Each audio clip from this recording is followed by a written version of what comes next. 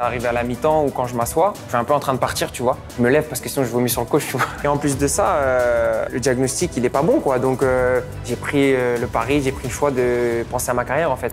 Ma fille, elle me disait, papa, pourquoi tu souris plus? J'ai pas envie. Je répondais comme si c'était un adulte devant moi, tu vois, alors qu'elle a 7 ans. Tu sais, quand tu mets tes chaussettes, ton short, que t'entends déjà les supporters en train de chanter, limite ça tremble dans le vestiaire déjà. Quand tu sors sur le terrain, t'as les frissons, quoi. Tu sais, c'est comme ça, en fait. Ouais, mais au final, tu vois, Pamela, elle était super gentille. Attends, tu sais que je suis en train de parler, là? Ouais. Mais j'ai l'impression que c'est... Tu sais, je suis en train de... Tu vas arrêter, on arrête, frérot. Y a pas de... Attends, laisse-moi prendre une pause, là. Salut, c'est Morgane Sanson, c'est Carré. Bon, merci Morgane, merci de nous accueillir. Ouais. On est ici chez toi, dans la région niçoise. Merci de nous accueillir avec ce joli œil au beurre noir, déjà. On va parler de tout parce que tu as vécu une saison de fou entre une erreur de diagnostic qui t'a rendu éloigné des terrains pendant 10 mois, un retour tonitruant, tu m'as doublé au parc, vous stoppez la série d'invincibilité du PSG, et puis au moment où on croit que ça y est, c'est parti, tu déroules, et ben crac, tu te prends un dégagement dans la tête, commotion cérébrale. Saison de fou, pas saison de fou? Ouais, non, saison de fou, comme t'as dit. Tu t'es pas trompé. Pour commencer, déjà, fais-nous gaulerie. Ton œil au beurre noir, frérot, c'est comment? Tu t'es pris un gros dégagement dans la tête? Tu sais quoi, j'ai pris un dégagement que j'ai jamais pris, parce que des ballons dans la tête, t'en prends souvent quand même dans la carrière, mais ce ballon-là, même le mec pour marquer, il tire pas aussi fort, quoi, tu vois, donc vraiment inutile. Il m'a mis un dégagement de fou dans le crâne, là, dans le visage. Si c'est de Rennes. Ouais, mais même, il est venu de s'excuser direct, il a senti qu'il avait fait un truc de ouf. Parce que même quand je me suis relevé, j'avais un espèce d'œil, pas encore au beurre noir, mais tu vois, je voyais plus rien. Enfin bref, il a senti qu'il m'avait fait mal. Et du coup, bah non, après, je reviens sur le terrain, ça se passe bien. Et puis c'est à la mi-temps que ça a été un peu plus. C'est ça, c'est que ça a lieu à la 25e minute, Ouais. Et en fait, tu continues. T'as ta Ouais, commotion, mais tu t'en rends pas trop compte. Non, en fait, au début, bon, ça me sonne, mais comme je suis pas inconscient et que voilà, je réponds à toutes les questions et que ça va. Bah en fait go, et puis j'avais pas envie de sortir, quoi. C'est bon, C'est bon. j'ai assez loupé de match, tu vois. Donc je recontinue et ça se passe, au bout de 5 minutes ça va vraiment bien, je me sens bien, et puis en fait c'est arrivé à la mi-temps ou quand je m'assois et que je parle un peu avec le doc, je commence à lui dire putain doc, c'est pas terrible là. Et il me dit ah ouais et tout, je dis ouais, et puis en fait au moment où je lui parle, je me rends compte que je suis un peu en train de partir, tu vois. Et du coup, il appelle, je sais plus qui c'est. Et puis, moi, le coach parle en face de moi. Et il est là, à 2 mètres, même pas. Il fait sa causerie. Ouais, il fait sa causerie, en fait. Et moi, je suis là en train d'écouter, mais je sens que je suis en train de partir. Et là, j'ai une nausée de ouf qui m'arrive, tu vois. Et en fait, je me lève parce que sinon, je vomis sur le coach, tu vois. Donc, je me lève, je vais au lavabo et je vomis. Et puis là, du coup, le doc, il était à côté, il est venu me voir et il a dit stop, rideau. Ouais. Bon, c'était trop bien reparti, quoi. C'est ça. Il fallait un nouveau petit coup d'arrêt. Parce qu'en gros, que tout le monde comprenne bien, on fait cette interview à la veille, enfin juste avant, quelques jours avant la dernière journée de championnat. Donc on ne sait pas encore si on sait que vous êtes qualifié en compétition européenne, mais on ne sait pas encore si c'est Ligue des Champions, Europa League, Europa Conférence, enfin voilà, déjà qu'on se le dise. Mais pour poursuivre sur la commotion, parce que les commotions, c'est des trucs qui commencent à faire. Enfin, on ouvre un peu les yeux sur ça. Toi, c'est pas ta première, je crois. C'est ma deuxième. Donc celle-là, elle est plus tranquille. Ouais, celle-là. Ça te fait peur, ça te fait pas peur, toi, les commotions? Non, enfin, si, en fait, ça fait peur, mais pour le contexte, il y a encore là, ça a été dit hier ou avant-hier, il y a encore un rugbyman de 22 ans qui a arrêté sa carrière après avoir subi une commotion. Enfin, tu vois, c'est pas anecdotique, quoi. Non, c'est pas anecdotique. Après, ce qu'il y a, c'est que du coup, moi, j'ai pas perdu connaissance sur les deux. Donc, je pense que déjà, ça y fait parce que quand tu perds connaissance, je pense que ça t'impacte encore plus. Mais ce qui est ouf, c'est après, en fait, les jours d'après où t'as mal au crâne et puis quand tu bouges, t'es toujours un peu, tu vois, dans les vapes. Et t'es sous Doliprane, quoi. Donc, c'est un peu spécial. Mais après, au fil des jours, chaque 24 heures, t'as un protocole quand même qui est assez strict. Et tu reprends pas du jour au lendemain comme ça. Donc, t'évolues petit à petit dans la semaine. Et au jour 6, 5 ou 6, ça y est, tu peux reprendre.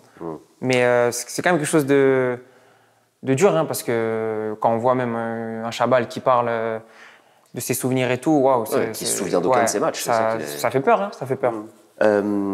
Attends, tu sais que. Vas-y. Je suis en train de parler là, mais j'ai l'impression que c'est. Tu sais, je suis en train de. La tête de WAM. T'as l'impression de repartir? Ouais. Sérieux? C'est une dinguerie, je te jure. Attends, laisse-moi prendre une pause là. Je te jure, quand je parle, ça me l'a fait il y a 2 jours. En fait, quand je parle, à un moment donné, ma tête, elle... faut que... Attends. Ça me l'a fait avec ma fille, je te jure. Je cherche un verre d'eau. Vas-y, tranquille. Ouais, donc c'est encore quelque chose dont tu as des réminiscences, quoi. Enfin, c'est complètement fini, quoi. C'est ça, c'est les jours d'après où tu sens que c'est encore là et... Parce que là, ça t'est arrivé il y a une semaine, en gros. Ça t'est arrivé il y a 5 jours. Ça m'est arrivé il y a 5 jours, ouais. 5 jours et les 3 premiers jours, je ressentais vraiment le truc. Et après, à partir de hier et aujourd'hui, ça va beaucoup mieux, je suis normal, quoi. Ouais, donc toi, ça te fait, là, entre la commotion, t'as eu affaire avec les médecins, t'as eu affaire aux médecins cette saison, c'est une saison très compliquée. Ouais. On revient en arrière, en août dernier, quand tu te blesses. Explique-nous qu'est-ce qui se passe, en fait, à ce moment-là. En fait, ce qui se passe, c'est que je prends un super gros tacle à l'entraînement que je vois pas en fait arriver parce que c'est de dos sur le côté et que moi je vais pour frapper du gauche. Et puis en fait, en frappant, en me reposant mon pied, du coup ma jambe elle monte et comme je me crois seul, bah t'agis différemment parce que t'es plus relâché. Donc en frappant et en reposant mon pied, bah en fait tout de suite je sens que je suis taclé. Et puis je peux rien faire, quoi. Je subis le truc et puis là j'entends craquer. Et puis là je me mets à crier comme rarement, mais crier parce que j'avais vraiment une douleur de fou qui arrivait. Et du coup je suis au sol. Et là les gars viennent autour de moi, prennent des nouvelles et en fait je leur dis il m'a tué. Je leur dis il m'a tué. Donc là, je sors avec les soignants au bord du terrain et puis là, je regarde ma cheville. Déjà, quand je me fais tacler, première chose que je fais, c'est que je regarde ma cheville parce que pour moi, elle est en croix. Pour moi, elle était là-bas, le pied là-bas, le tibia ici. Et du coup, quand je la vois en place, déjà, je suis un peu rassuré, mais j'ai super mal. Comme j'avais jamais eu mal, je m'étais jamais fait d'entorse. Une fois, j'avais pris un ballon au bout de pied, mais je veux dire, je savais même pas en fait ce que c'était une entorse. Donc là, je vais sur le côté du terrain avec les docs et tout, et puis là, je regarde ma cheville, et puis c'était déjà comme ça au bout de 5 minutes. Bon. Donc là, tout de suite dégoûté parce que t'es à 3 jours du premier match, quoi. Tu fais une prépa de 7 semaines. En plus, j'avais vraiment beaucoup d'envie, d'objectifs pour cette saison-là. Et puis j'ai senti que ça allait être compliqué, quoi, tout de suite. Et alors, qu'est-ce qui est diagnostiqué? Enfin, tu vois, comment en fait, comment ça se passe, c'est que au début, je suis sur une entorse, sans fracture. Donc, on part sur un protocole classique, on va dire, avec au début les béquilles, etc. Et puis en fait, au bout d'un certain moment, moi, je savais que ça allait pas. Mais je me le cachais un peu parce que j'avais envie que ça aille, en fait. Et en fait, ce qui est le plus dur, c'est que après, tu sais pas si c'est toi, les autres, ta cheville, tu sais plus, en fait. Parce que moi, je me persuadais que ça allait, mais je savais que ça allait pas. Donc, c'était vraiment bizarre. Et puis après, il y a eu le deuxième IRM, on va dire, la deuxième phase où là, on se dit merde, en fait, c'est plus compliqué que prévu. Sauf qu'on avait déjà un peu avancé sur le premier diagnostic, en fait. Donc, j'avais repris un peu la marche, mais... Alors qu'il fallait pas. Non, et c'est en fait, après, ce qui a été compliqué, c'est qu'on s'était avancé sur un diagnostic. Donc, forcément, quand tu as un diagnostic, la kiné derrière, la réathlétisation derrière, elle est comme elle doit être. Mais comme il y a erreur là-dessus, forcément, c'est plus du tout pareil avec le nouveau diagnostic. Donc, tu as forcé, en gros. Donc, ouais, en fait, j'ai forcé. Et puis, comme moi... renforcer l'inflammation. Ouais, comme moi, j'avais aucun antécédent au niveau des chevilles. En fait, tout le monde me disait t'auras mal quand tu reprends, t'auras mal, tu vas sentir. Donc en fait, moi, je savais pas. T'es perdu. J'avais mal, donc je me disais c'est ça en fait qu'ils disent quand t'as mal. Mais non, en fait. Après, plus tard, avec les mois qui arrivent et qui passent, tu sais ce que c'est d'avoir un peu mal. Mais tu dis ce que t'avais au début.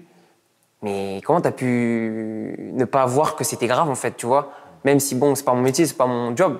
Mais non, ça allait pas, en fait. Donc, heureusement, on va dire, repris le truc à temps, mais il y avait déjà du mal qui était fait, quoi. Tu vois, je me disais que ça allait pas changer grand-chose, mais au final, ça a changé un peu quand même.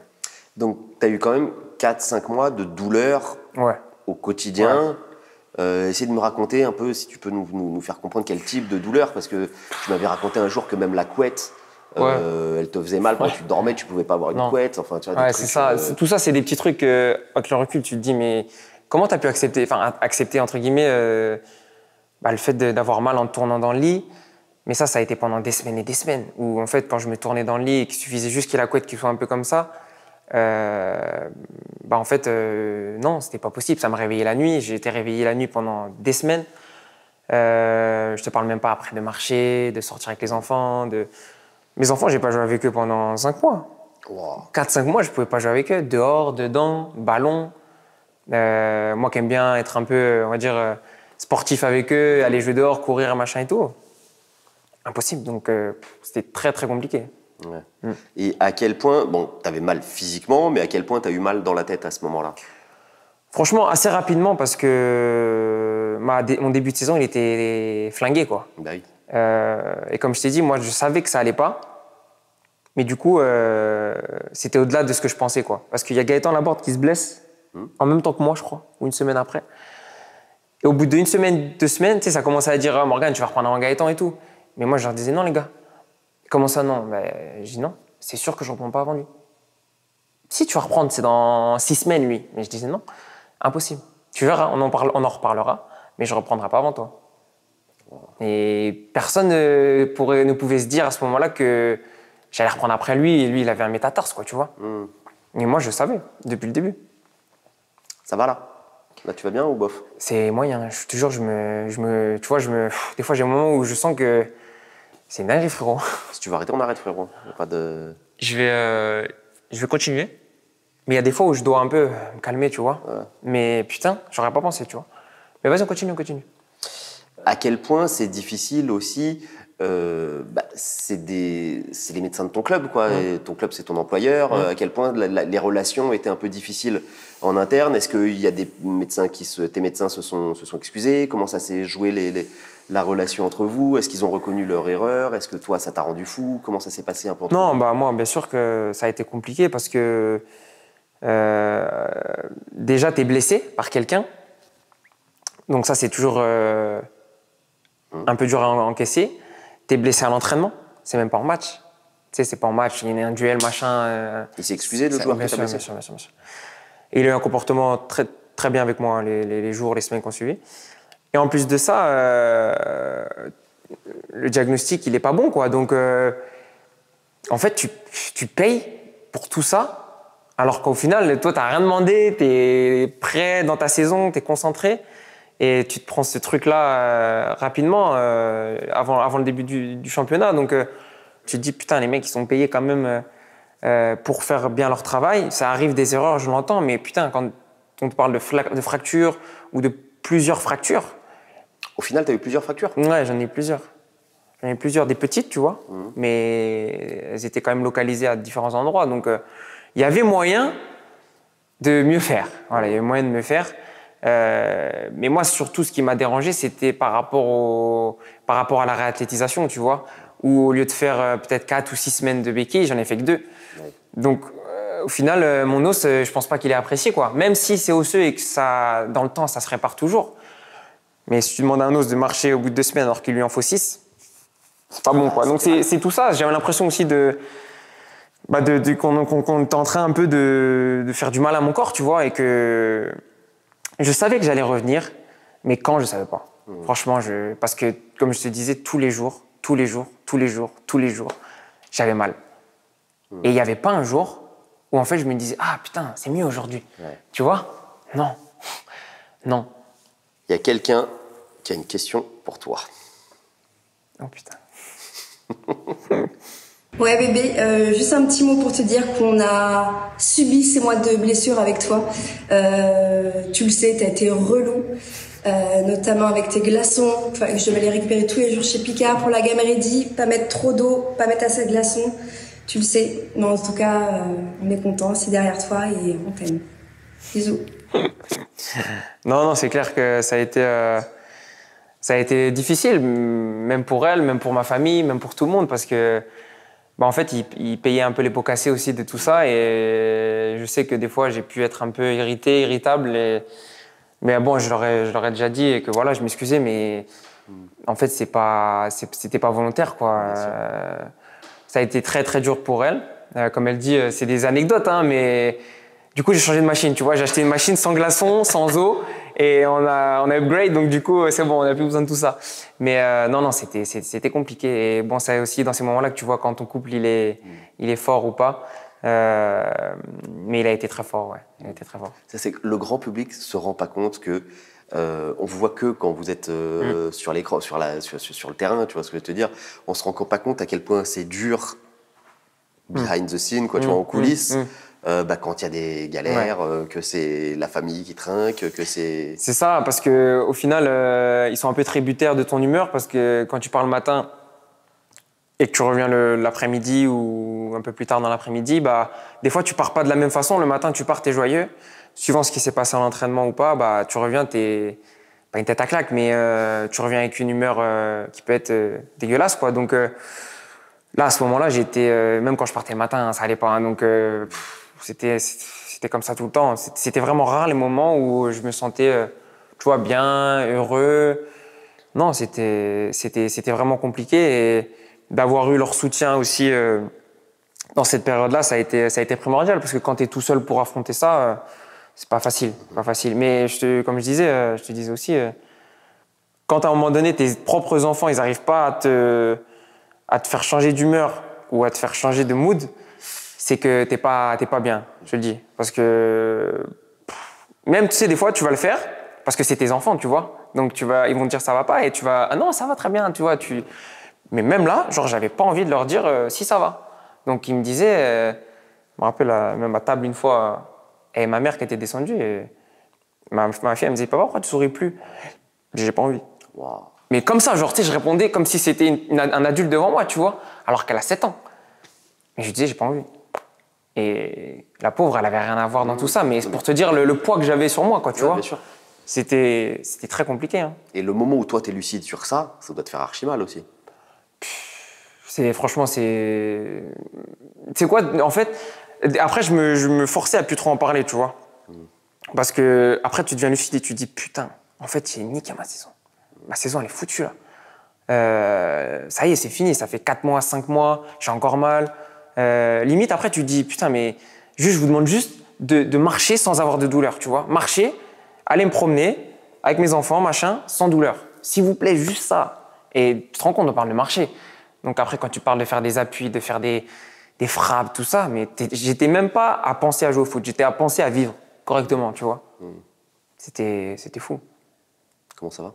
Ça va. On dirait que c'est en train de stabiliser. Je suis pas nickel, mais ça va. C'est ouf quand même. C'est un truc de ouf. Tu te rends compte? C'est qu'au final, tu vois, c'est des choses sérieuses. Ouais. Des choses sérieuses. Non, mais il m'a dit, le neuro, il m'a dit, t'as une vraie commotion. Elle est légère, mais t'as une vraie commotion. Donc là, le programme que je te donne, tu le fais. Ouais. Mais de toute façon, je l'ai respecté, hein, parce que j'aurais pas pu faire plus. Hein.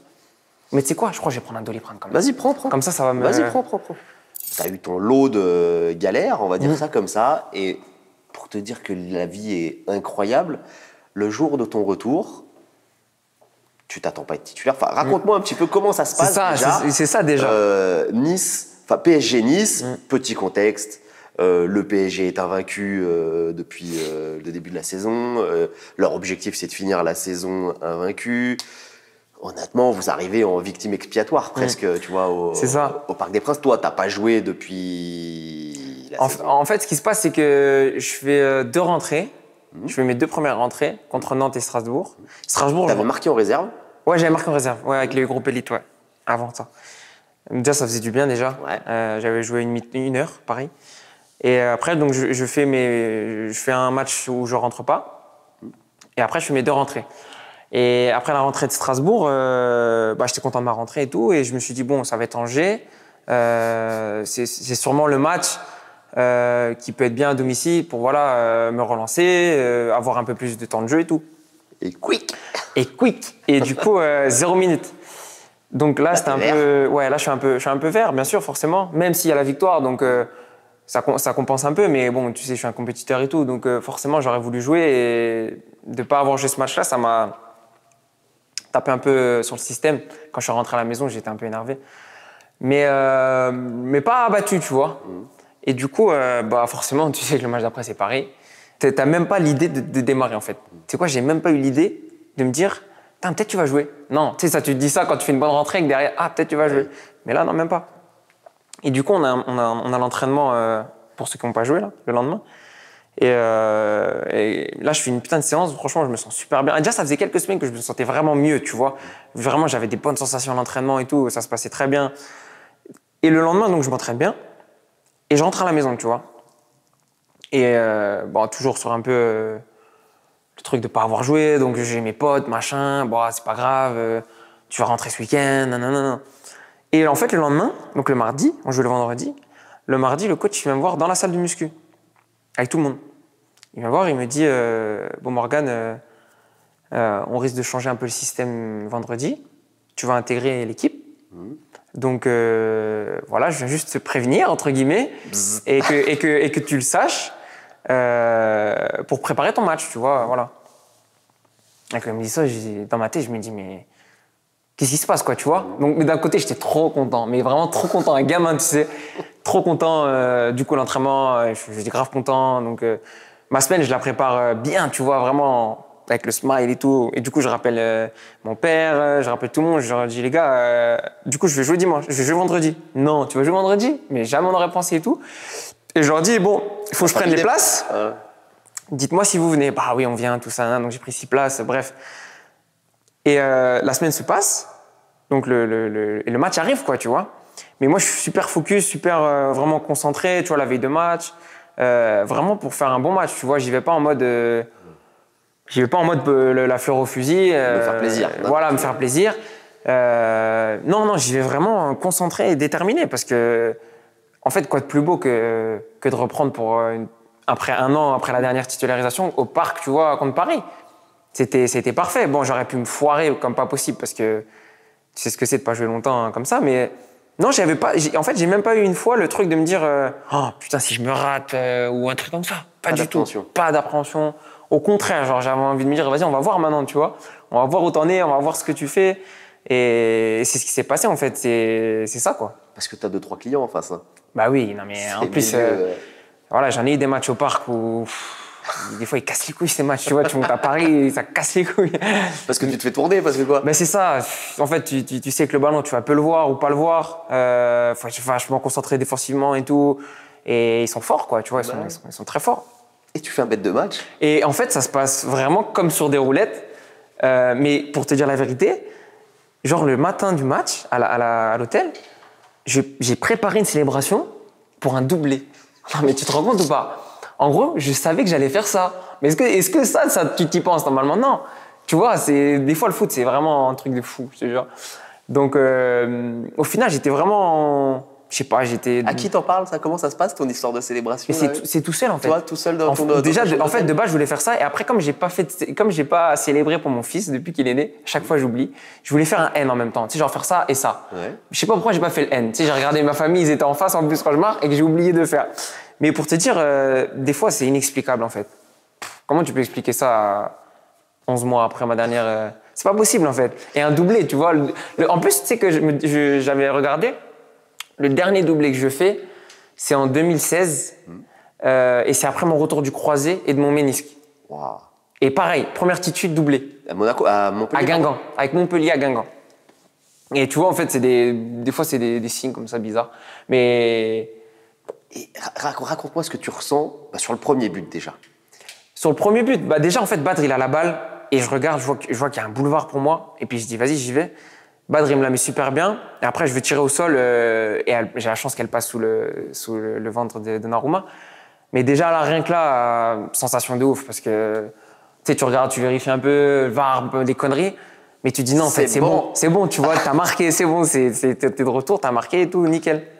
Et en plus, on souffrait quand même. On souffrait, donc un peu un hold-up, tu vois. Et parfait. Et du coup, après, à la mi-temps, je reviens dans le vestiaire et là, ça y est, t'as marqué, t'es content, mais tu passes à autre chose, tu vois. Puis au final, c'est à la 46e, je crois, direct. Ballon, il arrive de Joe, je sais même pas d'où il sort, et paf, tu vois. Donc, reprise de volée. Et là, il y avait juste ma famille juste à côté, tu vois. Et en fait, tu savoures, quoi, tout simplement. Tu savoures. Sur le moment, tu penses pas à tout ce que tu as vécu, mais c'est clair qu'après le match, le week-end, j'ai pensé à tout ce que j'ai vécu. Et en fait, tu fais juste que savourer. Tu fais que juste savourer. Et moi, quand j'étais voir ma famille après le match, ils me disaient en rigolant, mais gros, là, demain, tout le monde se réveille, ça y est, c'est fini, tu vois, on a tous rêvé, bien, ciao, et tu joues le match. En fait, non, c'était ça, c'était comme si c'était un peu un rêve, quoi, tu vois, parce que après tout ça, tu t'attends pas à ça. Ça va? Ouais. Et à la fin du match, il y a ce moment savoureux aussi où le coach vient te voir, il te dit quoi dans l'oreille il me dit non, il me dit bien joué Mo, j'en attendais pas tant, ou je pensais pas que tu irais aussi loin, enfin une connerie comme ça, tu vois. Mais non, c'est sûr que ça m'a fait plaisir. Et moi-même, pour le coup, j'aurais pas pensé autant, quoi. Ben, forcément, de toute façon. Mais même d'un point de vue physique, tu vois, parce que tu passes ton temps à courir là-bas. Hein. Mais au final, physiquement, j'étais pas trop mal. Et puis après, les gars, ils ont fait le taf derrière. Donc non, c'était vraiment une super soirée. Ça, c'est des soirées que tu te rappelles longtemps. Ouais, c'est l'une des soirées qui resteront dans ta carrière. Peut-être contre Leipzig, peut-être avec l'OM. Enfin, tu vois, on en reparlera un petit peu après, mais t'as quelques belles soirées. Et le truc qui est fou, c'est que t'arrives tout au fond, tu joues pas pendant 8-9 mois, et t'es super performant. Et depuis, tu as encore été performant. Enfin, tu vois ce que je veux te dire, c'est ça qui est fou. T'as même dit il y a pas longtemps que tu t'étais jamais senti aussi fort. C'est lunaire. Après, c'est un tout. C'est que, je te jure, quand tu as un truc comme ça dans ta tête, après, il n'y a plus rien qui te touche, tu vois. Enfin, t'es différent. Je te jure, t'es différent. Il n'y a que les personnes qui ont été... c'est important, ça. En fait, quand je dis t'es différent, c'est que, comme t'as tellement été au fond, que après, en fait, quand tu reviens, même des critiques, même des choses, on va dire, négatives qui pourraient affecter quelqu'un ou un joueur, bah, comme tu as été si loin dans le mal-être, en fait, une critique, tu t'en fous, quoi, tu t'en tapes. Tu vois, t'es au-dessus de tout ça, et même t'es libéré. Et en fait, rien que d'avoir le plaisir d'être sur le terrain, c'est ce qui te rend performant, en fait. Parce que tu as le plaisir, tu as la passion qui est là. Et quand tu as été éloigné comme ça, c'est ce qui te manque le plus, en fait, la passion, l'adrénaline. Et du coup, c'est ça qui fait que quand tu reviens, tu es plus fort en fait, parce que tu as encore plus envie de jouer, encore plus envie de démontrer, encore plus envie d'être performant. Donc, c'est ça qui fait que tu es meilleur en fait. Et c'est presque mentalement du coup que tu es. Ouais, mais oui, de toute façon, tu sais bien que le foot, c'est une grosse partie là-haut, mais c'est avant tout mental que tu es plus fort. Mais si là-haut, tu es plus fort, forcément dans les pieds, après, ça suit quoi. On retourne cette page un peu qui a été difficile et on adore les anecdotes, on adore rigoler, on adore on se rend compte que vous êtes des mecs comme nous. Au contact, je le sais que vous êtes des mecs complètement normaux, mais votre vie fait que vous avez accès à des choses un peu différentes et puis que à 30 ans être encore dans un vestiaire de foot tous les jours, etc., c'est des trucs, tu vois, d'enfants presque, tu vois, donc c'est des rigolades et on sait que c'est très c'est important aussi de rigoler, d'avoir des bons moments tout doux. Les meilleurs moments, les meilleures anecdotes, les trucs les plus ouf, ou bien les trucs qui ont le plus de sens, qui peuvent être tristes, ou etc. Depuis que tu es à Nice, c'est quoi? Là, tout de suite, j'en ai un qui me vient en tête. C'est, même si c'est un peu négatif, c'est ce qu'on a vécu avec Alex BKBK quand même. Même pour qui j'aimerais bien avoir une pensée. Et aussi montrer que voilà, il est revenu, il revient de ça. Et je pense que ça a été un moment fort pour moi, pour ma vie de footballeur, parce que il était là, quoi, à côté de moi, et dans le vestiaire, et de pas avoir ressenti à un moment donné quelqu'un dans le besoin, ça m'a touché parce que même si j'étais là depuis peu, peut-être que si j'avais pu déceler quelque chose, j'aurais essayé de l'aider. Donc au final, tu as un sentiment un peu bizarre. Et du coup, tu vois, j'en ai pas forcément reparlé depuis ça avec quelqu'un. Mais c'est fort, quoi. C'est fort, il est revenu. Là, je le vois s'entraîner et tout. Ça fera partie des anecdotes de ma carrière que je me rappellerai. Et c'est vrai que depuis ça, j'accorde vraiment de l'importance, tu vois, à l'homme, quoi. Et quand je demande, des fois, tu vas demander ça va, mais en fait, il faut vraiment demander des fois, est-ce que tu vas bien, quoi? Est-ce que en toi, ça va bien? Est-ce que tu vois, par exemple, là, Youssouf qui se blesse, Momo qui se blesse, tu vois, j'ai besoin d'aller les voir, en fait, et de leur demander comment ils vont pour les aider, parce que j'ai été à leur place, en fait. Et du coup, ça, c'est quelque chose qui s'est développé avec le temps en moi. Mais c'est vachement important parce que au final, on passe plus de temps avec les joueurs que la famille et c'est important que chacun prenne soin de l'autre, tu vois. Et c'est souvent des relations superficielles aussi. Ouais. Alors, petite parenthèse, juste il y en a qui ne connaissent pas l'histoire peut-être d'Alexis Beka, c'est un super talent d'ailleurs, c'est un super joueur, accessoirement, qui a eu un mal-être et qui a fait une tentative de suicide et donc qui allait très mal dans sa tête et là qui revient petit à petit, que Caen, qui est son club formateur, accueille pour le remettre un petit peu et d'ailleurs big up à eux et big up à Alexis.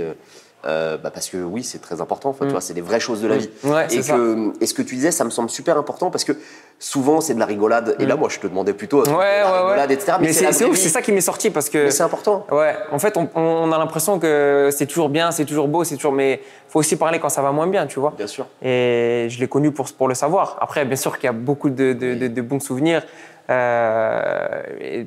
Qu'est-ce que je pourrais Mais juste pour la parenthèse, tu t'en es voulu, toi, de ne pas avoir senti que ton voisin de vestiaire forcément, parce que mais j'étais pas le seul à m'en vouloir, parce que c'est un mec qui est là avec nous tous les jours, tu vois. Et moi, comme je te disais, il était à gauche, à côté de moi, et j'ai pas décelé quoi que ce soit, tu vois. En plus, moi, je venais d'arriver, donc tu sais pas des fois la personnalité des gens, tu vois. Mais après, c'est comme ça, on a tous des moments un peu plus compliqués, mais c'est pour ça que dans ces moments-là, il faut aussi savoir en parler, quoi, et pas que le garder pour soi quand ça va pas. Plus léger peut-être, est-ce qu'il y a des rigolades? T'as des champions quand même dans ton vestiaire? J'ai eu des champions. L'année dernière, Kefren, JC, c'est des champions ces gars. Tanguy aussi cette année qui nous fait beaucoup rire. Des champions. Ouais, Tanguy, j'ai rigolé avec lui. C'était au Noël là du club. On devait faire un cadeau marrant et un cadeau normal, quoi, tu vois, un beau cadeau. Et du coup, tu sais, Tanguy, il a toujours l'habitude d'avoir qu'un AirPod. Donc en fait, j'ai pris une boîte de chaussures et j'ai scotché un AirPod dans la boîte de chaussures et j'ai dit, tiens, c'est son cadeau pour mettre le deuxième parce que, frérot, mets-en pas qu'un, mets-en deux, tu vois. Non, Tanguy, c'est un putain de bon mec. Tanguy, je l'aime d'amour. Et les gens ne savent pas qu'en fait, c'est un mec extrêmement intelligent. Oui. Parce qu'il a une manière de se présenter, il fait le ouais. Tu l'entends à 50 mètres avec les claquettes qui râpent le sol. Mais non, franchement, Tanguy, je le kiffe. Ah non, moi, je l'adore. Tu sais ce qu'il m'avait dit un jour? Il m'avait dit, si j'avais pas été footballeur, j'aurais aimé être psychologue. Je l'adore. Ta carrière, si on la refait en très court, t'es formé au Mans, ensuite tu vas à Montpellier, c'est là que t'exploses, on va pas se mentir. Il y a une saison où t'es meilleur passeur de la Ligue 1. Attends, j'arrive, je m'en souviens, tu fais la première partie de la saison, c'est avec Montpellier, et c'est ça qui t'emmène aussi, t'es bon avec Montpellier, tu pars. Et j'ai pas voulu louper le train, je l'avais loupé dans le passé avec Lyon. Quand est-ce que tu aurais pu en fait, avant que je me fasse le croiser. Ok. Je suis d'accord avec lui, en fait. À l'époque, il y avait Arsenal avec Wenger qui avait appelé mes agents. J'avais aussi Paris avec Laurent Blanc. Ok. Mais, et je me pète le croisé, tu vois. Donc, en fait, je loupe le train. Après, quand Marseille vient, je dis, j'y vais à Marseille. C'est sûr, j'y vais. Les gars, je veux pas... Parce qu'on commençait à se dire, mais cet été, t'auras mieux, ou t'auras plus, ou t'auras... Il n'y a pas de plus, il n'y a pas de mieux. Marseille, c'est top, super. J'y vais. Et du coup, tu vois, mercato d'hiver, je suis parti. Peut-être que j'aurais attendu si ça s'était pas passé avant comme ça. Mais j'avais déjà loupé le train une fois. J'avais la chance de l'avoir une deuxième fois parce que c'est un grand club, tu vois. Go, on y va. Donc, voilà. Avant de parler de ta période marseillaise, explique-moi un petit peu mieux, là. Quand il y a Arsenal, t'es jeune à ce moment-là. T'as quoi, 21 J'ai 19. T'as 19. Ouais, je crois que j'ai 19. À Montpellier. 2015. Parce que toi, on te découvre, t'es un mec qui a beaucoup de volume. 20 ans. Bon passeur, beaucoup de volume, t'es capable de faire du box-to-box. À ce moment-là, t'es jeune et on va pas se mentir, dans le football, les gens aiment. En fait, je suis arrivé dans la période où les jeunes, on les voyait différemment, tu vois, et où c'était des valeurs. Mais c'est encore pire aujourd'hui. Mais à l'époque, ça a commencé, moi. Et d'ailleurs, on en parlera après, mais tu as été vendu cher après de Marseille à Villa. Mais explique-moi, toi, au moment où il y a Arsenal qui appelle ton agent, ou le PSG intéressé, etc., où il y a Lyon, etc., toi, tu veux aller où? Pourquoi? Avec qui c'est le plus chaud? En fait, ça se passe après un match avec les Espoirs. Je crois que c'est contre les Pays-Bas, où je fais 2 confrontations. Une, je me souviens plus, où ça se passe super bien, où vraiment, j'étais vraiment bien, tu vois.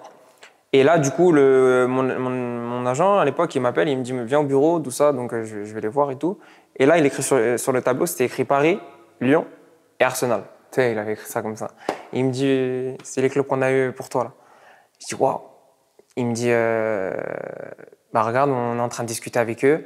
Ils ont vu ton match avec les espoirs et on est en train d'avancer, tu vois. Donc moi, c'est un truc de ouf, tu vois.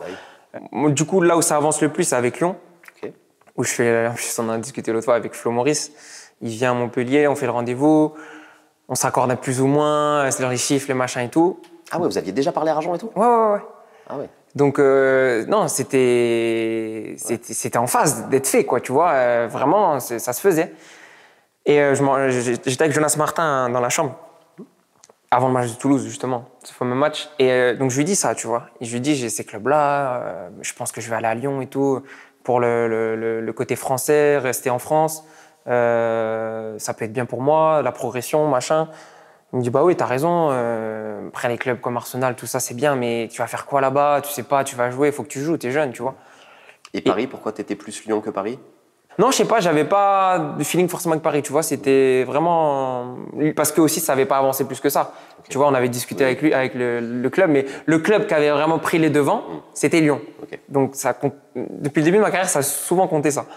Et du coup, bah, c'est pour ça que ça se fait avec Lyon, les discussions et tout. Et avant le match de Toulouse, j'en parle à Jonas, Martin, un de mes meilleurs amis dans le foot. Et il me dit putain, c'est bien et tout, je suis content pour toi, nanana, continue, nanani.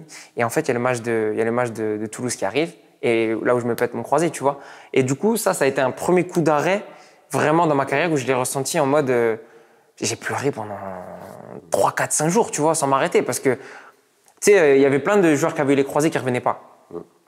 Et forcément, tu t'y penses. Tu dis dans quel niveau je vais revenir, enfin avec quel niveau je vais revenir, dans combien de temps. Oui, puis au moment où tu viens de rêver de tout en haut. C'est ça. On parlait de chiffres qui étaient énormes déjà, tu vois, à l'époque. Sans dire le prix, tu augmentais ton salaire de combien de fois? Je faisais x3. Donc c'était pas mal, tu vois. J'avais un petit salaire correct à Montpellier que j'avais renégocié déjà, donc j'étais bien, tu vois. Et puis au-delà de ça, tu voyais la progression. Donc ça a été vraiment un véritable coup d'arrêt à ce moment-là, et je l'ai très très mal vécu. Pour ça aussi, tu vois. Parce que du coup après. Donc je suis nommé dans cette saison-là dans les meilleurs espoirs avec l'UNFP. Et il y a un tweet de Jean-Michel Aulas à l'époque qui m'envoie un tweet pendant que je suis à la cérémonie qui me dit reviens-nous en forme Morgan, à très bientôt. Un truc comme ça, tu vois, comme il faisait un peu à l'époque. Et en fait de là ça a spéculé. Mais en public? En public. Et du coup j'ai dit ah ouais, en fait c'est peut-être pas fini, tu vois, avec Lyon. Et on a discuté avec Lyon. Je leur donnais en gros le programme que j'avais, comment ça se passait, où j'en étais et tout, jusqu'à la fin août, où en fait ils prennent Darder à l'époque. Et moi ils me prennent pas. Mais j'avoue que ça a été quand même un moteur pendant cette période, parce que j'y pensais tous les jours. Je me disais faut que je revienne pour y aller, et pour évoluer, tu vois. Mais c'était totalement impossible. Quand au final tu sais ce que c'est une blessure, il te faut du temps derrière, j'aurais pas pu y aller dans de bonnes conditions là-bas. Donc au final c'était un mal pour un bien. Et je reviens la saison d'après où pareil, en fait là-bas je fais un down un peu, parce que il y a un club qui me contacte, c'est Bournemouth à l'époque. Ils me disent en gros, enfin ils disent à mes agents, ils nous disent on sait que Morgan on l'aurait jamais eu s'il était bien, sans la blessure. Mais par contre on veut tenter le pari, le prendre en étant entre guillemets de retour de blessure pour l'emmener au haut niveau et qu'on le vende derrière, tu vois.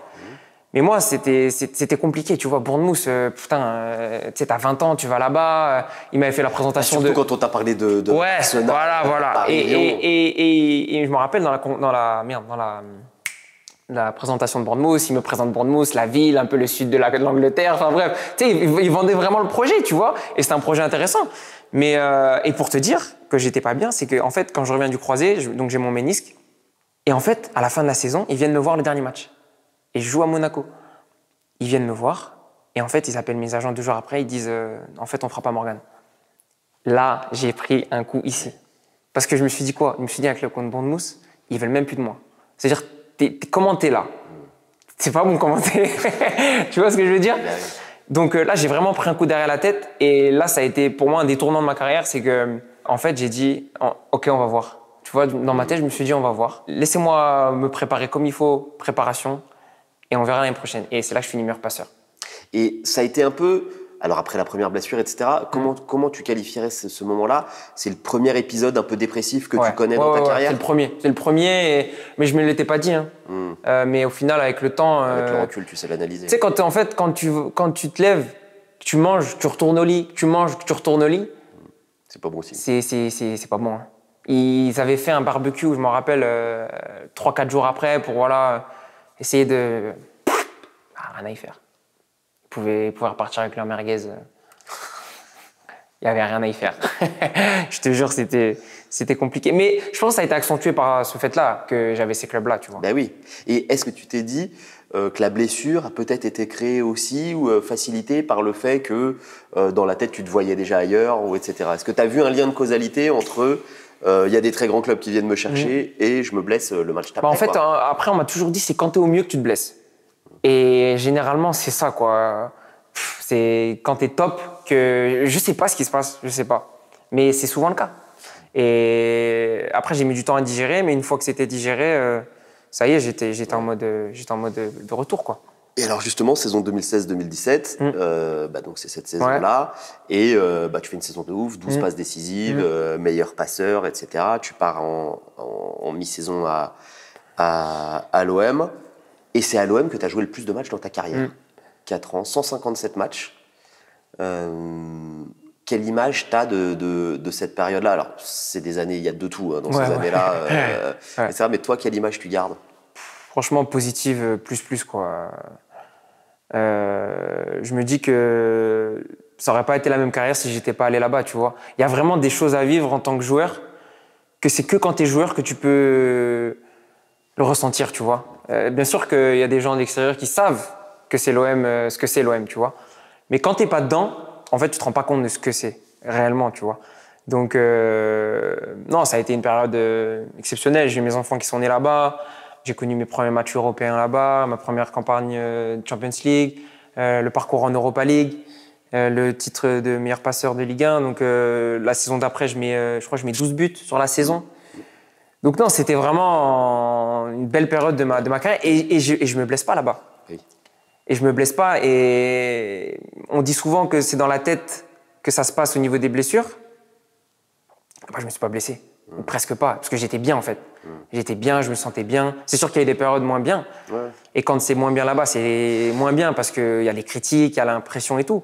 Mais quand tu es là-haut et que tu joues bien, bah, il n'y a rien de mieux, quoi. Y a rien de mieux. Ton moment le plus kiffant, ta meilleure anecdote, ton moment le plus savoureux quand tu es à Marseille, c'est quoi? En déconnade ou en sérieux? Les deux. En déconnade, en déconnade, j'ai commencé à jouer à Fortnite là-bas. Non. Là-bas, j'ai eu ma période Fortnite avec Adil, Valère. Tu sais quoi, on s'entraînait. On pensait déjà à la fin de l'entraînement aller jouer à Fortnite. Et Adil nous avait piqué avec ça, mais un truc de fou. Et du coup, je jouais beaucoup à la play.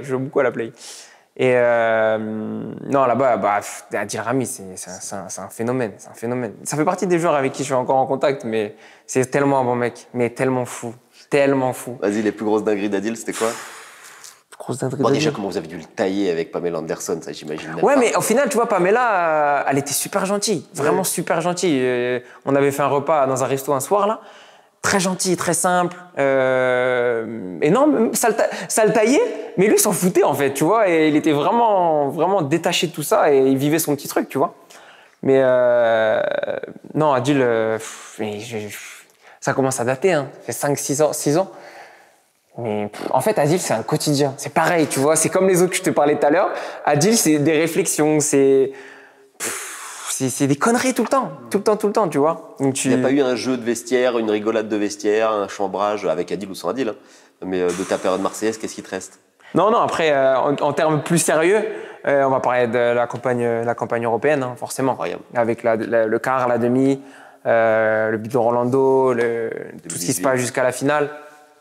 Ça a été… Ça, je ne sais pas si c'est resté vraiment dans la rétine des supporters de l'OM, mais c'est probablement ta période la plus faste, sportivement. T'es titu lors de tous les matchs à élimination directe de cette campagne. Enfin, tu vois, t'es l'un des éléments phares de cette période. Comment tu la vis? Toi, l'image que tu gardes, c'est quoi? C'est Leipzig avec le stade en ébullition? Mais tu sais, les gens m'en parlent encore. Hein. Les gens m'en parlent encore et ça remonte quand même, tu vois. Mais en fait, je sais pas si c'est parce que j'ai joué ce match, que j'étais titu, que ça se passait bien et tout, mais on m'en parle souvent. Mais c'est sûr que d'avoir été un atout majeur de cette équipe, d'avoir joué, etc., comme ça, à ce moment-là, bah, ça reste en fait. Et il y a un sentiment de fierté parce que c'est toujours mieux d'être sur le terrain quand ça se passe comme ça, quand tu as des demi, des quarts, des finales.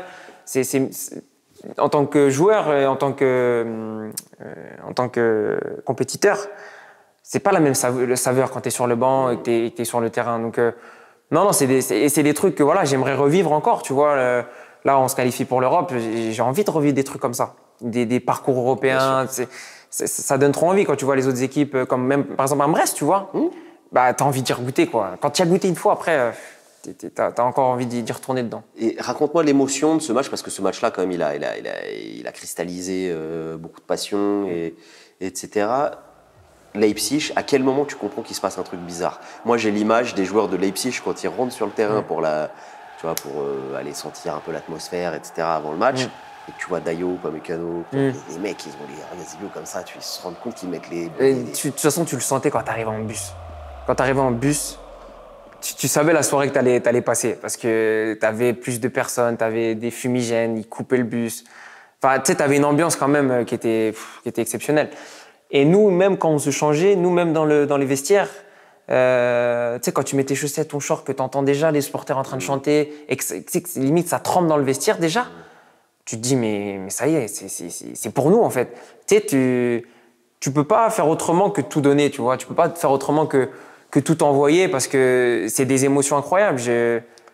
Les frissons, tu les as. Quand tu sors sur le terrain, t'as les frissons, quoi. Tu sais, c'est comme ça en fait. Parce que tu te sens au cœur d'un truc qui va se passer, tu te sens dans une atmosphère hostile, mais elle est hostile pour l'adversaire.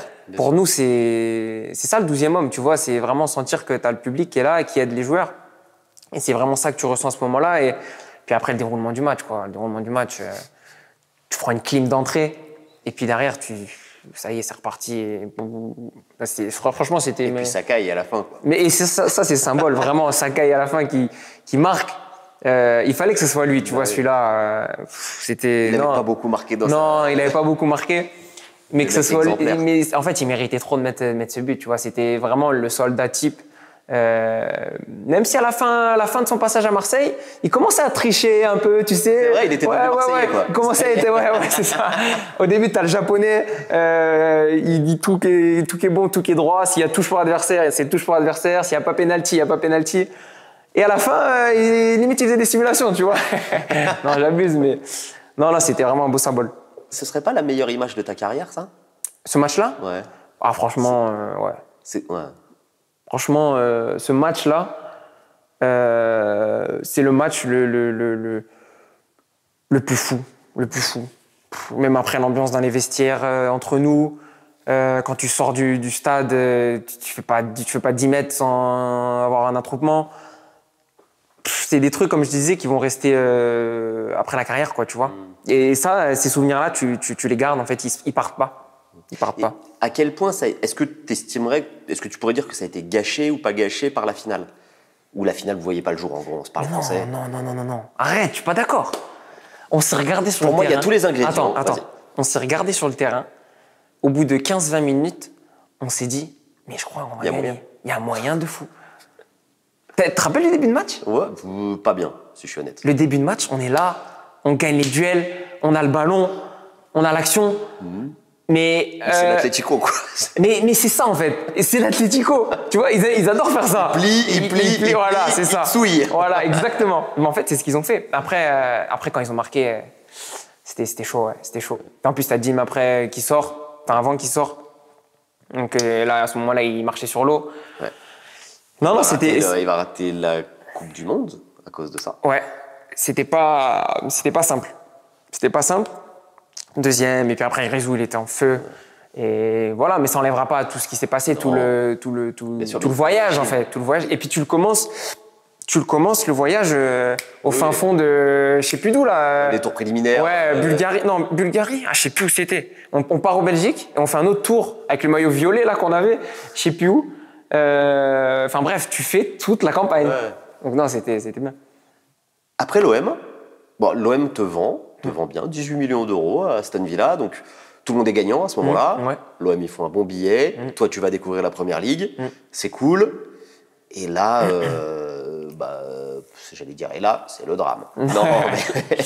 Non, mais là, ça se, voilà, ta carrière prend une mauvaise tournure. Explique-nous un peu comment ça se passe, parce qu'il y a eu plein de coups du destin. Il y a eu plein de trucs un peu bizarres sur ta période à Villa. Ils mettent un gros billet, donc tu peux te dire qu'ils comptent sur toi, etc.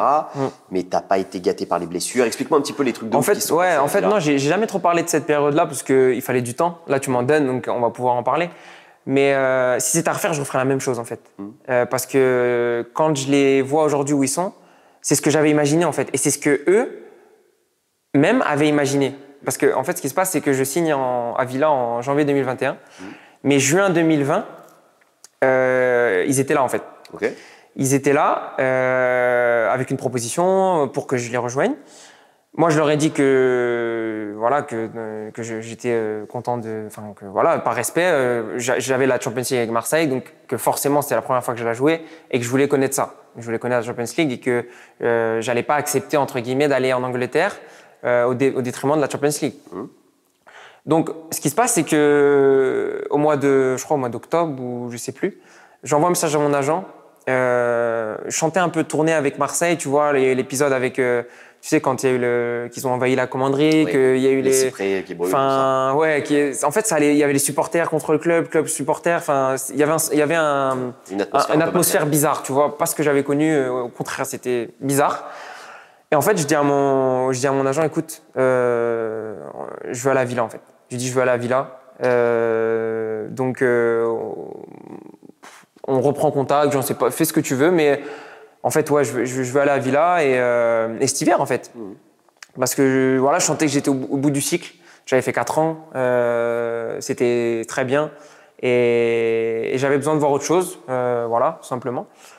Donc je lui dis, écoute, putain, Villa, en fait, je les regarde jouer, parce que du coup, depuis qu'il m'avait contacté, j'avais un œil quand même attentif, tu vois ce qu'il faisait, et ça me plaisait bien. Et je lui dis, bah écoute, va, j'avais mangé avec mon agent, j'ai dit, prends la température avec Villa, et puis on voit, tu vois. Mais j'avais pas d'autre club en tête. J'avais pas d'autre club en tête à ce moment-là. J'avais que Villa, en fait. Et il me dit, écoute, quelques temps après, il me recontacte, il me dit, bon, on a pris la température avec Villa, ça peut se faire, tu vois. Ils avaient pris Ross Barkley du coup après. Et le discours, c'était tu intègres l'équipe, tu te prépares parce qu'il y a un changement de beaucoup de choses, d'intensité, il faut que tu t'intègres.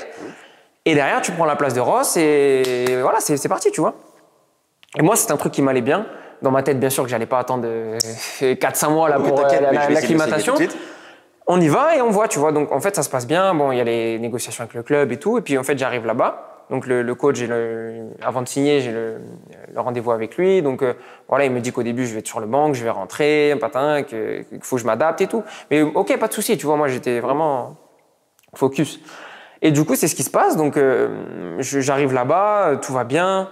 Je m'entraîne bien. John Terry, il vient me voir peut-être 2-3 semaines après, qui était adjoint.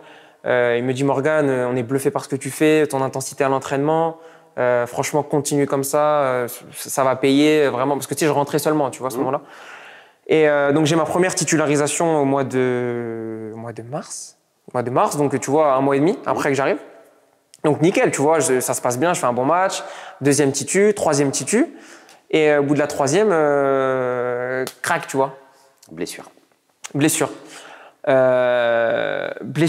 Donc je me fais mal en première mi-temps, je me fais pousser en fait dans le dos et je passe un peu par-dessus ma jambe, mon genou, et bizarre dans le genou, tu vois. Donc je me fais tester à la mi-temps, ils testent mes ménisques, ils testent tout, non ça va et tout.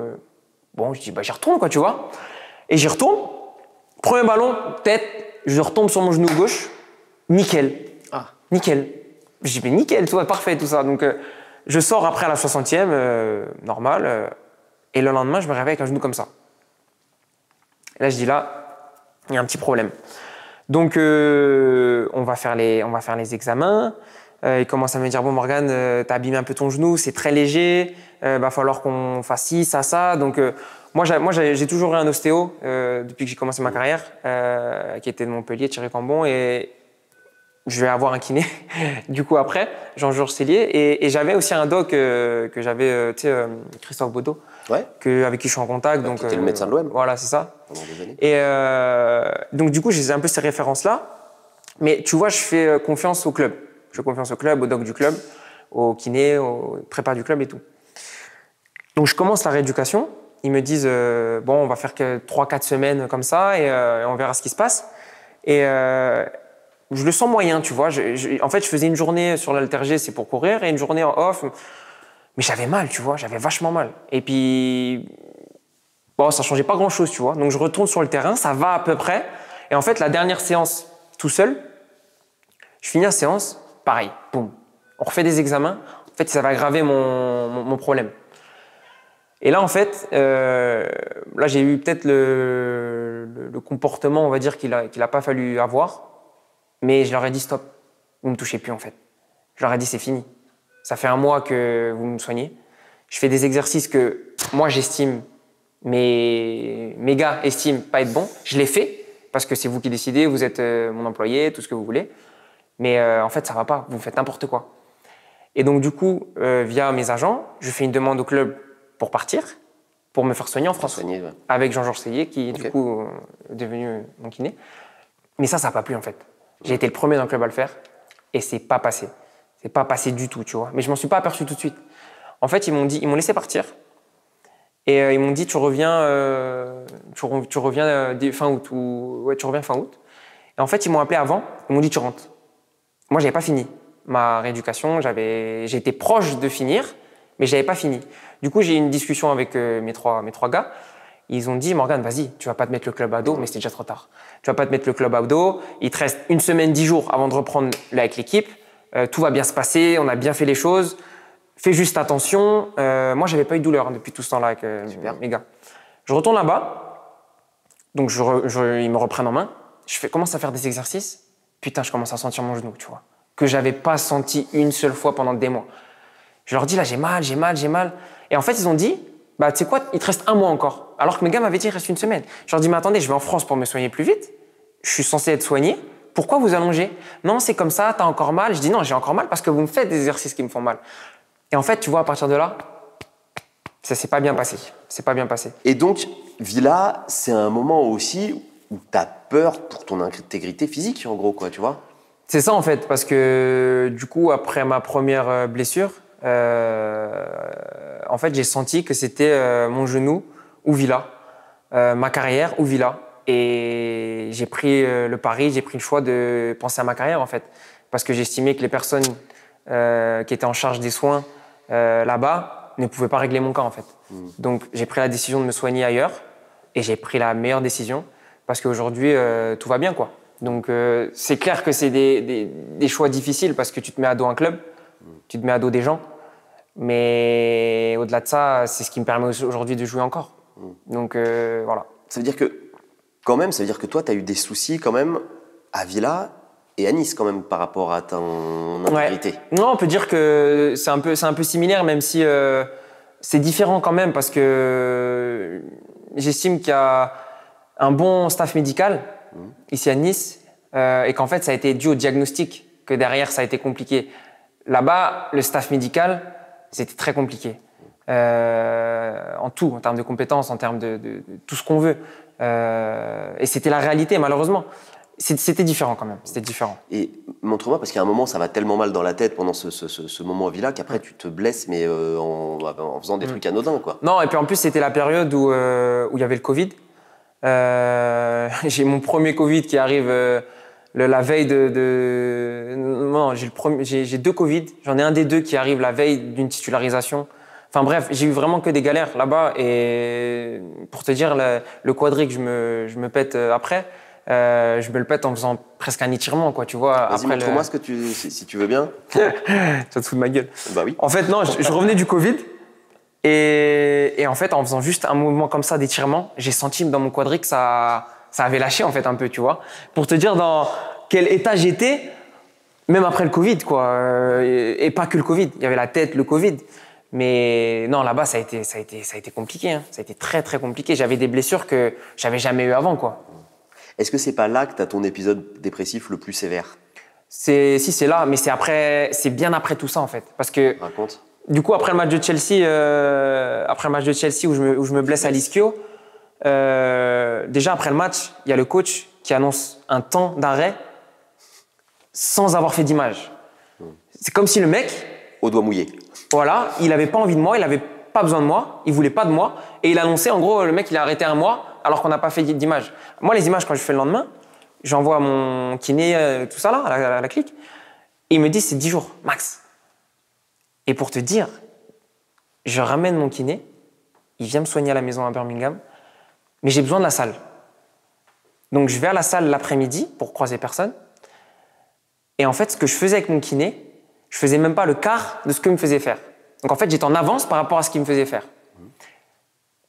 Et le doc est arrivé à ce moment-là, et plutôt que d'être content de se dire « Ah, t'en es là, tu fais ci, tu fais ça », il m'a renvoyé chez moi. Il a dit « Morgane… » Tu reviens trop vite là. Il m'a dit « Morgane, tu peux pas faire ce que tu fais ici, rentre chez toi, fais-le chez toi si tu veux, mais tu le fais pas ici. » Et toi, t'as compris quoi à ce moment-là?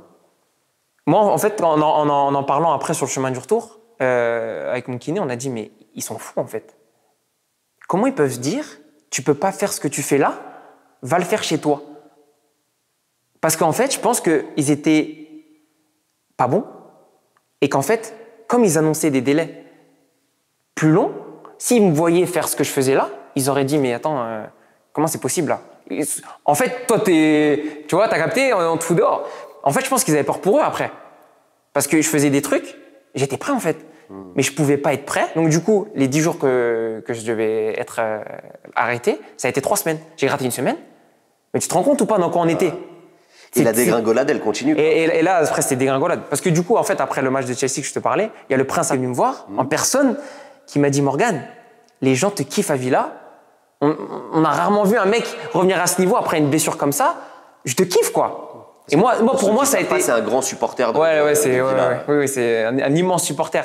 Et du coup, tout ça, tu sais, ça met en confiance, tu vois. Tu te dis, putain, mais en fait, d'un autre côté, tu as le truc de la réalité, quoi. Et derrière, j'ai été fragilisé, j'ai eu mon Covid. Après, donc, du coup, Dean Smith se fait… le coach se fait éjecter. Il y a Gerrard qui arrive. Au début, ça se passe bien. Après, comme je te disais, j'ai mon premier Covid. Le deuxième qui arrive. Derrière, j'ai le quadri. Il y a le match de Manchester, où ça aussi, ça a été un tournant parce que c'est ma première titu avec Gerrard.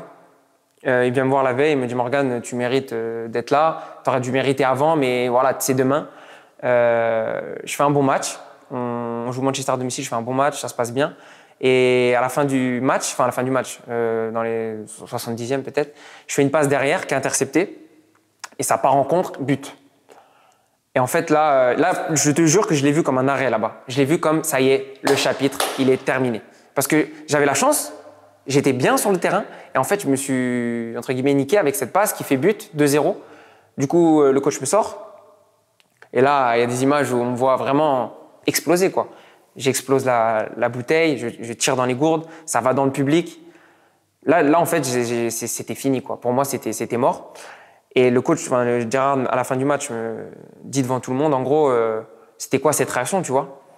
Et moi, je lui dis, c'était vraiment une réaction contre moi. C'était pas du fait d'être sorti, c'était contre moi. J'étais déçu de moi d'avoir fait cette passe et d'avoir fait perdre l'équipe.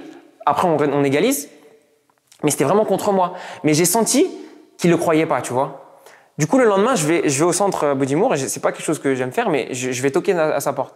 Et je lui dis, coach, je viens juste vous voir pour clarifier la chose et vous le dire droit dans les yeux, parce que là, il y avait du monde et tout ça. C'est pas contre vous que j'ai eu cette réaction, c'est vraiment contre moi. Parce que j'ai fait une erreur et que je déteste ça, que je prenais ça pour une opportunité de remontrer, de machin, et du coup, ça a été un peu gâché. Et en fait, il me dit, Morgane, t'inquiète pas, j'ai fait des erreurs. Il parlait en l'occurrence de celle pour les titres. Je sais ce que c'est. Il me dit, je te sors parce qu'il y a l'erreur, mais jamais je te sors si tu fais pas l'erreur, parce que tu étais le meilleur milieu de terrain. Il me dit ça comme ça, tu vois. Et quand il m'a dit ça, je te jure, j'étais tellement content. J'ai dit, putain, je suis content qu'ils le prennent comme ça. Et au final, 6 semaines, j'ai mis à jouer après. Pendant 6 semaines, j'ai pas joué derrière. Et en fait, j'ai compris que c'était que du pipeau, tu vois. Et après, je finis ma saison encore blessé. Enfin, c'était vraiment, vraiment difficile. Et là que tu parlais d'épisodes dépressifs, c'est en fait la prépa qui a suivi. Et je vais pas. C'était à l'Espagnol Barcelone, je crois. Je crois que j'étais à l'Espagnol Barcelone. Ouais, c'était ça. Où je loupe mon transfert. Là, ça a été compliqué. Mais c'est pareil, ça s'est très mal passé parce que je fais la prépa. Ça se passe super bien, le président il vient me voir, Morgane on est content, t'avais même le prépa, tu sais, parce que c'était ma première prépa. Et en fait, j'explosais tout le monde physiquement, tu sais, dans les tests, dans tout ça. Et en fait, ils se sont dit, mais t'as fait quoi pendant les vacances et tout? J'ai dit, tu veux savoir ce que j'ai fait? J'ai fait que du vélo. J'ai dit, c'est qu'en fait, vous me connaissez même pas. Tu vois, j'ai dit, j'ai tellement été blessé, je me suis tellement pas entraîné, vous savez même pas de quoi je suis capable. Tu vois, et en fait, c'est comme ça que je l'ai ressenti. Et c'est pour ça. C'est un peu ton point fort, quand même. Ouais, tu vois, et même les gars, ils me disaient, mais tu t'as fait quoi? Enfin, c'est qui? Et en fait, ils m'ont même pas vraiment connu là-bas, tu vois. Et du coup, quand la prépa se termine, moi, j'étais décidé à partir. Le coach ne voulait plus de moi. Donc, let's go, tu vois, on change de cap. Et du coup, j'avais un accord avec l'Espagnol Barcelone. Et tu sais, je fais partie de ces mecs-là. Comme je te dis, j'étais un chat noir à Villa. J'étais un putain de chat noir. Mais un putain de chat noir, mon gars, je te jure. Et tu sais, le mec qui envoie pas le mail là, à 23h59, qui arrive pas, machin et tout. J'avais signé. Mon agent m'appelle, il me dit on va pas pouvoir faire le deal. J'ai pris mon téléphone, je l'ai explosé dans la vitre. Mais explosé. Il était foutu, mon téléphone. Je suis rentré à la maison. Et là, j'ai eu 3 jours, mon gars, mais down total, au fond. Parce qu'en plus, quand moi je signe, en fait, il y a Den Donker qui arrive. Un autre milieu pour jouer. Donc on se croise. Donc, bonne chance, tout ça, nanana. Mais en fait, moi. Tu reviens le lendemain. Je suis là le lendemain. Et il y a une place en moins encore. Déjà que la place, je l'avais pas. Et il y a encore moins de place, tu vois. Et du coup, ils me laissent 3 jours. Ils me disent, prends 3 jours parce qu'ils ont senti que c'était la merde. Et j'ai un meeting avec le directeur sportif et Gérard. Et moi. On est tous les 3 là. Et Gérard, il me dit, écoute Morgane, si tu fais la même prépa que tu as fait, tu vas jouer. Je regarde le directeur sportif, je lui dis, t'as entendu ce qu'il a dit? Je dis, t'as entendu ce qu'il a dit? Laissez-moi quelques jours là, je digère, et vous allez voir. Je te jure, j'ai été le meilleur Morgane Sanson à l'entraînement. C'est les 2 mois qu'on suivi, j'ai joué 0 minutes. Dis-toi, les joueurs, ils me disaient, mais qu'est-ce que t'as fait à sa famille? Qu'est-ce que t'as fait à Gérard? Qu'est-ce que tu lui as fait en fait? Comment tu peux pas jouer? L'équipe, elle était comme ça. J'avais même pas 1 minute de jeu. Je sais pas si tu te rends compte. Tu te dis ouf. Et c'est là qu'après, j'étais focus mercato d'hiver et que mes Emery arrivent et non, j'étais déjà parti. Mais là, tu vois, en fait, il y a trop. Il y a eu trop de trucs qui se sont. Parce que sous Gérard, le deuxième Covid ou le premier Covid que j'ai, je faisais que des bonnes rentrées. En fait, ce qui est fou, c'est que tu regardes mes matchs à Villa, tous les matchs que j'ai fait ou presque, je suis bon. Mais tu rejoues pas. Mais je joue pas, mais je joue peu. J'ai des blessures. Le Covid que je fais le premier là, le lendemain, je dois être titu. Le mec qui joue à ma place, il met le but de l'année.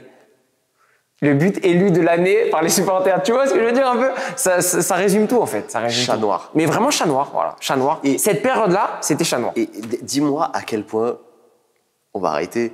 Mais dis-moi. Tu sais, je pourrais. Avec plaisir. Et tu sais, elles sont là, mais elles restent les anecdotes. Elles partent plus. Parce que c'est tellement un sentiment. C'est pas des regrets, mais j'ai toujours un goût amer. Toujours. Et j'arrive pas à me l'enlever, ce putain de goût amer. Et dis-moi, toi qui as quand même eu un paquet de coups chat noirs quand même, on va pas t'en parler de Montpellier, enfin tu vois où tu peux aller à Lyon, tu en as quand même un paquet.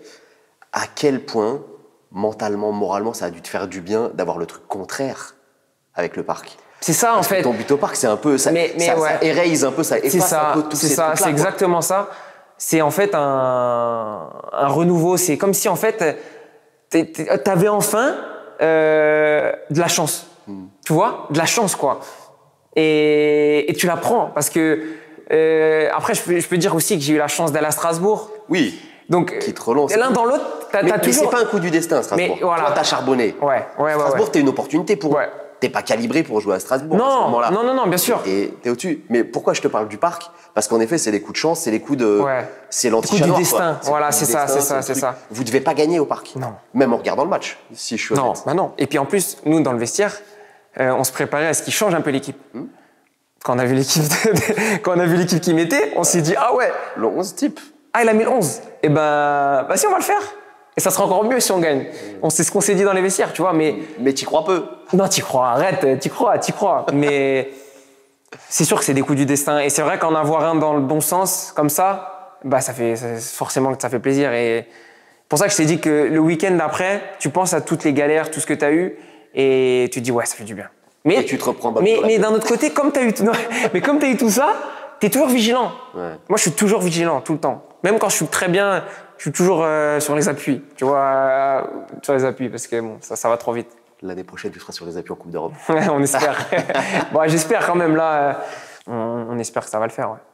Bon, en tout cas, tu as récupéré la forme, là, ça va? Je suis au top. Bon, super. Doliprane, il a fait de l'effet et tout. Ouais, nickel. Bon, ça roule. C'est carré? C'est carré. Merci, mon poulet. Merci à toi.